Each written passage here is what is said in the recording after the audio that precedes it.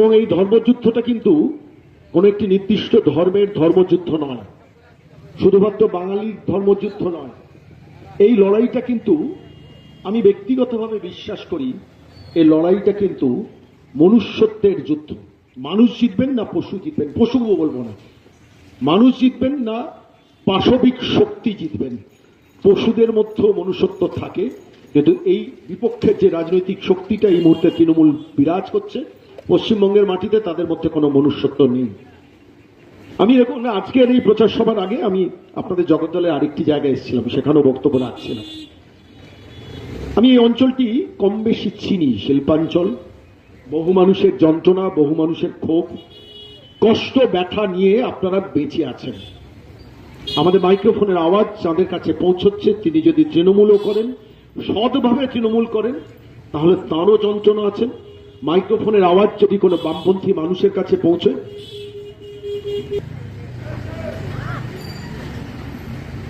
আমি শুধু আপনাদের কাছে একটা কথা বলছি, এই যন্ত্রণা থেকে বামপন্থীরাও মুক্তি চান।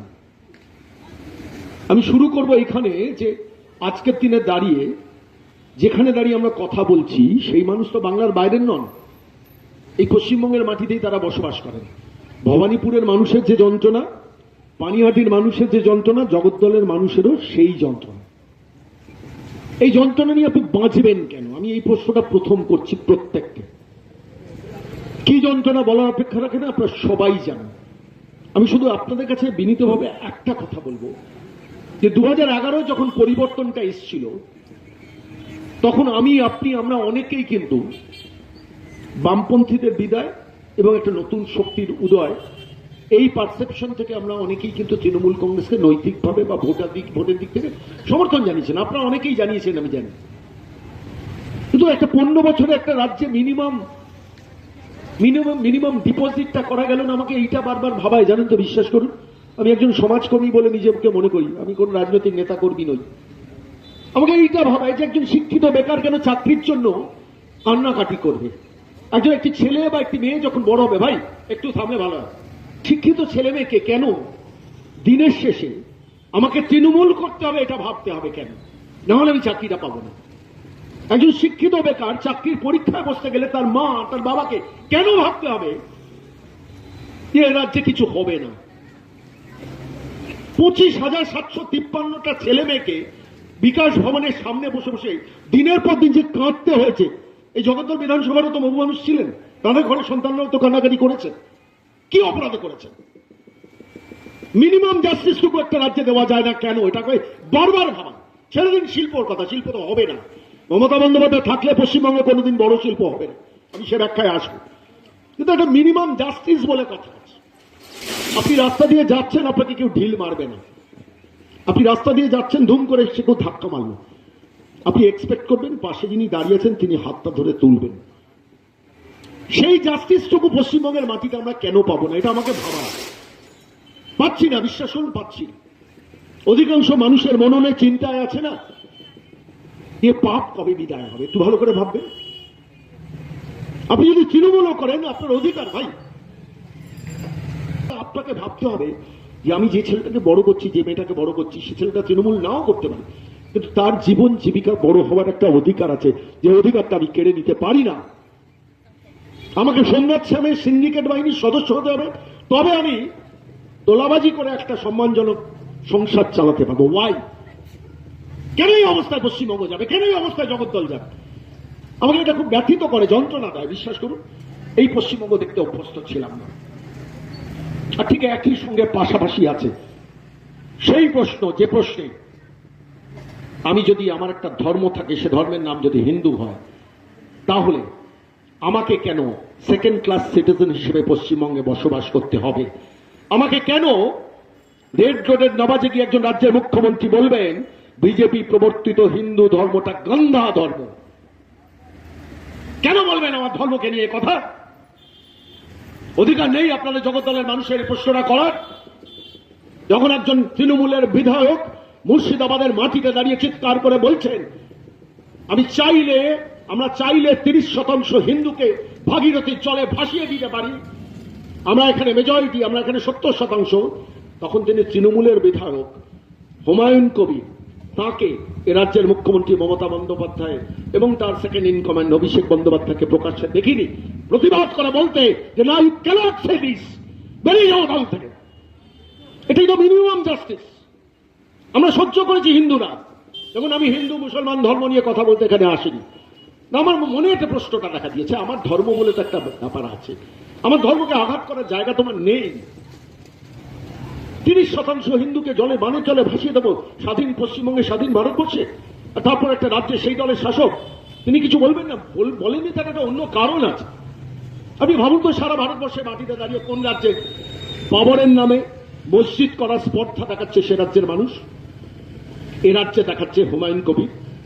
তৃণমূল কংগ্রেস 2024 12ই ডিসেম্বর হুমায়ুন কবির চিৎকার করে সেদিকে বলেছিলেন, আমি হুমায়ুন কবির বলছি, আমি বাবরি মসজিদ পশ্চিমবঙ্গে দাঁড়িয়ে তৈরি করবো। দেখুন, মন্দির তৈরি করা অপরাধ নয়, মসজিদ তৈরি করা অপরাধ নয়, যে কোনো ধর্মের নিজস্ব ধর্মাচরণের জায়গা তৈরি করার কোনো অসুবিধা নেই, কিন্তু বাবরের নামে আমি বাবরি মসজিদ করব বলছেন কি একজন তৃণমূলের বিধায়ক? তাকে মমতা বন্দ্যোপাধ্যায়, অভিষেক বন্দ্যোপাধ্যায় আর তৃণমূল কংগ্রেসের এই সোমনাথ সামনা কখনো প্রকাশ্যে এসে বলেননি যেটা অন্যায়, এটা করতে পারেন না।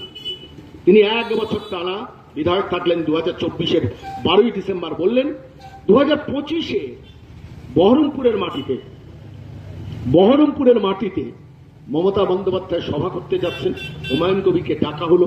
কলকাতা থেকে হুমায়ুন কবির, কলকাতা থেকে ববি হাকিম, তাকে সাসপেন্ড করলেন, বহিষ্কার করলেন না। এবং আমি আজও বলছি দায়িত্ব নিয়ে, রাজ্যের মুখ্যমন্ত্রী মমতা বন্দ্যোপাধ্যায় চাইলে হুমায়ুন কবিরকে সাসপেন্ড করতে পারতেন, অভিষেক চাইলে সাসপেন্ড করতে পারতেন, সাসপেন্ড করেননি। এবং আজকে পশ্চিমবঙ্গের মাটিতে দাঁড়িয়ে, ভাই আপনারা যদি কথা বলেন আমি মাইক্রোফোন বন্ধ করে দিই, চাইলে বলতে পারতেন ইউ গো আউট, বাবরি মসজিদ আমি করতে দেবো না, মসজিদ করো, কোনো অসুবিধা নেই। বলেননি কেন? আমি বলছি এই অসভ্যতা, এটা মিনিমাম জাস্টিস। একটা মানুষের বেঁচে থাকার জন্য মিনিমাম জাস্টিস দরকার, বুঝেছেন? যে বাঙালি এটা ধরে ফেলেছে, তোষণ তুষ্টিকরণ, দিনের পর দিন তুমি এই অসভ্যতা করে যাচ্ছ। মানুষ ধরেছে যে তুমি একটি নির্দিষ্ট ধর্মের ভোট ব্যাংকের জন্য এই কারবারটা তুমি পশ্চিমবঙ্গের মাটিতে দাঁড়িয়ে করছো। এখন তাই 700 কোটি টাকার প্রপার্টি, যেটা উত্তরবঙ্গে আইটি পার্ক হওয়ার কথা ছিল, সেইখানে মহাকাল মন্দির করছেন সরকারি খরচে, দীঘার মন্দির করছেন সরকারি খরচে, নিউ টাউনে দুর্গাঙ্গন করছেন সরকারি খরচে।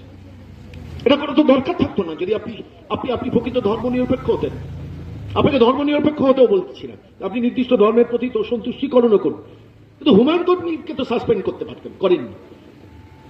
আমার এখানেই প্রশ্ন বাঙালির কাছে, জগদ্দলবাসীর কাছে, এইভাবে কি বেঁচে থাকতে চান? আচ্ছা বলুন তো, আমি এখানকার মানুষ যথেষ্ট সচেতন, আমার অনেকের সঙ্গে পরিচিতি আছে বলে বলছি। আচ্ছা বলুন তো, যখন বাংলাদেশে ওই দুর্ভাগ্যজনক ঘটনা ঘটছেন, একজন সাধুকে, চিন্ময় প্রভুকে জেলের মধ্যে ঢুকিয়ে প্রায় খুন করে দেওয়া হচ্ছিল, কোনোদিন দেখেছেন এ রাজ্যে তৃণমূল কংগ্রেস তার প্রতিবাদ করতে? মমতা বন্দ্যোপাধ্যায়কে তার প্রতিবাদ করতে করেনি। আচ্ছা বলুন তো, যখন বাংলাদেশে মৌলবাদী ইউনূসের সরকার ক্ষমতায় আসার পর, যখন জাসিমউদ্দিন রহমানিকে বাংলা থেকে ড্রেডেড টেররিস্ট, বাংলাদেশে যখন বহু হিন্দুকে হত্যাকারী, তাকে যখন ছেড়ে দিলেন, তিনি প্রকাশ্যে অন ক্যামেরা বলছেন, আমি পশ্চিমবঙ্গের মাননীয় মুখ্যমন্ত্রী মমতা বন্দ্যোপাধ্যায়কে আহ্বান করছি গ্রেটার বাংলাদেশের জন্য। ভাই কথা বলবেন, আমি কিন্তু বন্ধ করে দেবো। আর বাংলাদেশের আহ্বান জানাচ্ছে। জাসিমউদ্দিন রহমানি বলেছেন কিনা জানেন? আপনারা জানেন, সচেতন মানুষ জানেন। জাসিমউদ্দিন রহমানি সেই সময় বলেছিলেন, Mamata Banerjee you come out of India, ঝাড়খণ্ডকে নিন, উড়িষ্যাকে নিন, মোদীর সরকার থেকে বেরিয়ে আসুন, ভারতবর্ষ থেকে বেরিয়ে আসুন, পূর্ব বাংলাদেশ, আমরা সবাই মিলে একটা গ্রেটার বাংলাদেশ করি। আমি তো ভেবেছিলাম এই রাজ্যের মুখ্যমন্ত্রী বা নিজে না করতেন, কোন স্পোক্স পার্সনকে দিয়ে বলতে পারতেন যে না, আমি এন্ডোর্স করছি না, আমি বিরোধিতা করছি, এইটুকু শব্দ করেননি। উনি রিলিজ করেছিলেন। কেন রিলিজ করেছেন? তার কারণ এ রাজ্যে আইএস জঙ্গিরা, এ রাজ্যে জামাতরা, এই রাজ্যে বিভিন্ন টেররিস্টরা, আনসারুল্লাহ বাংলারা এই রাজ্যকে সেফ হেভেন বলে মনে করেন। আপনি হয়তো একটা বাড়িতে আছেন, তার পাশের ঘরের ফ্ল্যাটে হয়তো জামাতদের কোনো আউটফিট বসে আছে, এ রাজ্যের পুলিশ ধরবে না। বারবার ঘটনা, আমি উদাহরণ দিচ্ছি না, সারা পশ্চিমবঙ্গে বারবার ঘটনা ঘটেছে। এনআইএ কে এসে শেষ পর্যন্ত সেখানে গ্রেফতার করতে হয়েছে, বাইরের এজেন্সিকে এসে গ্রেফতার করতে হয়েছে। পশ্চিমবঙ্গ সরকার কোনোদিন টেররিস্ট ধরার কাজটা করেছে? এবং আমি বলছি, মমতা বন্দ্যোপাধ্যায় সোমনাথ সামরা জিতলে এই পশ্চিমবঙ্গে আপনিও আমিও আর সেফ থাকবো না। আরেকটা পশ্চিম বাংলাদেশ, পশ্চিমবঙ্গ তৈরি হবে। এবং সেটা আটকানোর জন্য আপনি যদি বিজেপি বিরোধীও হন, আপনাকে কিন্তু একবার 2026-এর নির্বাচনে রুখে দাঁড়াতে হবে। আপনি যদি বিজেপিকে পছন্দ নাও করেন, পদ্ম ফুলটাকে বাঁ হাতে চেপে এখানে আমাদের যিনি ডক্টর রাজেশ কুমার প্রার্থী আছেন, তাকে ভোটটা দিয়ে জেতাতে হবে। আপনি পছন্দ না করতে পারেন, তারপর 5 বছর বিজেপি বিরোধিতা করুন, কিন্তু এই ভূতকে না, এই পাপকে তাড়ানো, এই ভূতও বলি না, ভূতকে সম্মান করি, পাপকে তাড়ানো, এই পাপাচারকে। ভারতীয় জনতা পার্টির প্রার্থীকে তিনি এই মুহূর্তে মঞ্চে বসে রয়েছেন। আমি শুধু আজকে শেষ করার আগে স্বনির্বন্ধভাবে বলবো যে আপনারা জগদ্দলের মানুষ তৈরি হয়ে আছেন। এই নির্বাচনে কিন্তু অন্তত সেই আভাসটুকু পাওয়া যাচ্ছে সর্বত্র, এবং সেটাকে আরো ব্যাপক মার্জিনে ডক্টর রাজেশ কুমারকে কিন্তু এই কেন্দ্র থেকে নির্বাচনে জয়ী করালে ভবিষ্যতে কিন্তু আমি বলছি পশ্চিমবঙ্গের মাটিতে দাঁড়িয়ে ভবানীপুর যে পথে হাঁটছে, অন্যান্য কেন্দ্র যে পথে হাঁটবে, জগদ্দল সেই পথে হাঁটবে। এবং হাজার চেষ্টা করে এই নির্বাচনের বুথে রিগিং করা যাবে না। সকাল সকাল আপনারা ভোটটা দিন। আর প্রত্যেককে বলছি প্রতিদিন 20 জন করে মানুষকে বোঝান, প্রত্যেককে 20 জন করে মানুষকে বোঝান যে এবারে ভোটটা কিন্তু আপনি যদি বিজেপিকে কোনোভাবে পছন্দ না করেন, আপনাকে ডক্টর রাজেশ কুমারকে জেতানোর ভোট। তার কারণ আপনি 5 বছর কিভাবে থাকবেন, কোথায় থাকবেন, ভারতবর্ষে থাকবেন না পশ্চিম বাংলাদেশে থাকবেন, সেই সিদ্ধান্ত নেওয়ার ভোট কিন্তু এই ভোটটাই। আপনারা সবাই ভালো থাকবেন। আমি প্রার্থী এসেছেন, তার সামনে আমার কথার একটি শব্দ অতিরিক্ত ব্যবহার করা উচিত না।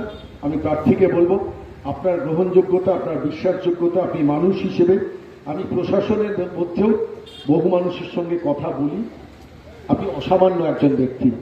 এই মানুষটাকে জেতান, হাত জোর করে বলছি। এই মানুষটাকে যদি আপনারা না জেতান, শুধু মুখের মধ্যে বলুন, রাখবেন ভিত বাজারে রাখিব, ছেড়ে দিব না ডক্টর রাজেশ কুমার। নমস্কার। সমাজকর্মী, সুবক্তা, সম্মানীয় সন্ময়দা আমারই ডাকে সুদূর দিকে আমার 2টো অনুষ্ঠান উনি করতে এসছেন। এখন আমি ওনাকে বরণ করে নেব। বরণ করে নেওয়ার জন্য আমি আমাদের জেলার পুরনো কার্যকর্তা, বিশেষ সৎ ব্যক্তি, কোষাধ্যক্ষ সুনীল দেকে মঞ্চে আসার জন্য আহ্বান জানাচ্ছি।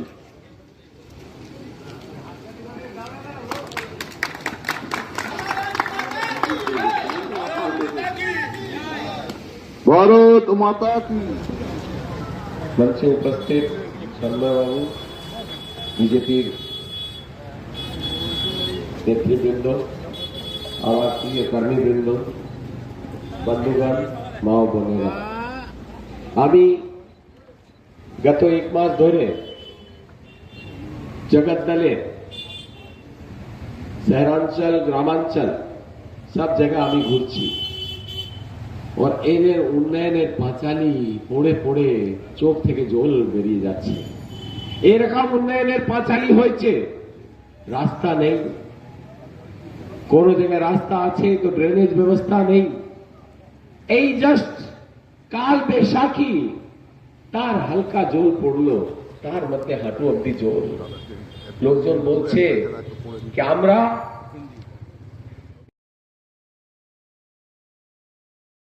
साथियों, कल देश की करोड़ों महिलाओं की नजर संसद पर थी। देश की नारी शक्ति देख रही थी। मुझे भी ये देखकर बहुत दुख हुआ कि जब ये नारी हित का प्रस्ताव गिरा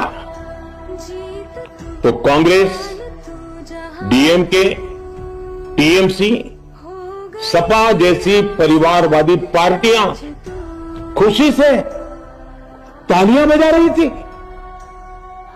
महिलाओं से उनके अधिकार छीनकर ये लोग मेजे थपथपा रहे थे। उन्होंने जो किया वो केवल टेबल पर थाप नहीं थी,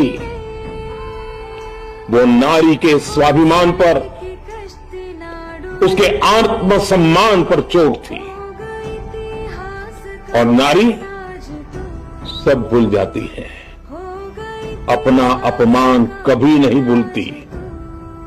इसलिए संसद में कांग्रेस और उसके सहयोग के उन सबके व्यवहार की कसक हर नारी के मन में हमेशा रहेगी।